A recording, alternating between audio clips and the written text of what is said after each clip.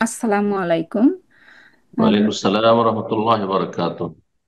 আসলে প্রথমে এ, অনুষ্ঠানের শুরুতে কোরআনের কোথা অর্থ থেকে সহ বলছেন? ও সরি, আমি কানাডা থেকে বলছি। জি।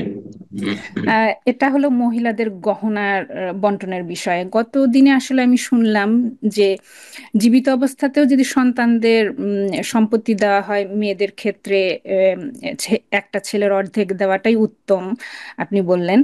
তা এখন হলো মানে মায়ের যে গহনা, মানে মেয়েরা তো উত্তম ছোটবেলা না থেকে। ফরজ? উত্তম না ফরজ? উত্তম কেন? আল্লাহ ভাগ করে দিয়েছেন, ওই উত্তম অনুত্তমের কি আছে? হ্যাঁ, মেয়েদের দায়িত্ব কম সুতরাং অর্ধেক দিতে হবে, ছেলেদের দায়িত্ব বেশি সুতরাং দ্বিগুণ দিতে হবে। আল্লাহর ফয়সালা, এটা ফরজ। এখন এটা হলো মায়ের যে গহনা থাকে, মানে মেয়েরা তো আসলে ছোটবেলা থেকে পোশাকের সাথে সাথে গহনা পরে।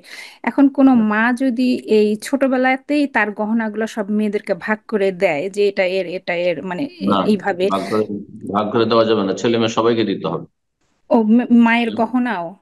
হ্যাঁ হ্যাঁ, মায়ের গয়না যখন ইন্তেকালের পরে যখন না, আসলে মিরাজ ভাগ হবে তখন হাদিয়া উপঢৌকন জীবদ্দশায়। হ্যাঁ, জীবদ্দশায় দিচ্ছে। তাহলে জীবদ্দশার ক্ষেত্রে হেবা, ওইটা হচ্ছে হেবা। হেবা সম্পর্কে নবী বলেছেন ইত্তাকুল্লাহ ওয়া আদিলু বাইনা, আল্লাহকে ভয় করো, তোমাদের ছেলে মেয়েদের মাঝে সুবিচার করো। তো সুবিচারের দাবি হচ্ছে যে আপনি এক এক মেয়েকে যতটা করে দেবেন, আপনি ছেলেদেরকে দেবেন ছেলেদের বইয়ের জন্য। আর দিচ্ছেন তো অনেক, প্রায় লোকই যখন ছেলে বিয়ে করছে তখন তার জন্য তো গয়না দিচ্ছেন, তো সেটা দিয়ে হয়ে যাবে। তো ওইটাকে একটু হিসাব রেখে করবেন। এই ক্ষেত্রে সমান সমান দিবেন জীবদ্দশায় না অর্ধেক দেবেন, এটা ইখতিলাফে মাসলা। এই ক্ষেত্রে আহ, আহ, আপনার প্রয়োজনের উপর নির্ভর করে আপনি আমল করতে পারেন। কারণ একদল ওলামা বলেছেন যে না, জীবদ্দশায় সমান করতে হবে, কিন্তু সেখানে বাদ রাহিমাহুল্লাহ বলছেন না, জীবদ্দশাতে দিলেও ছেলেদের প্রয়োজন বেশি, সুতরাং তাদেরকে দ্বিগুণ দিতে হবে মিরাসের মতোই। জি।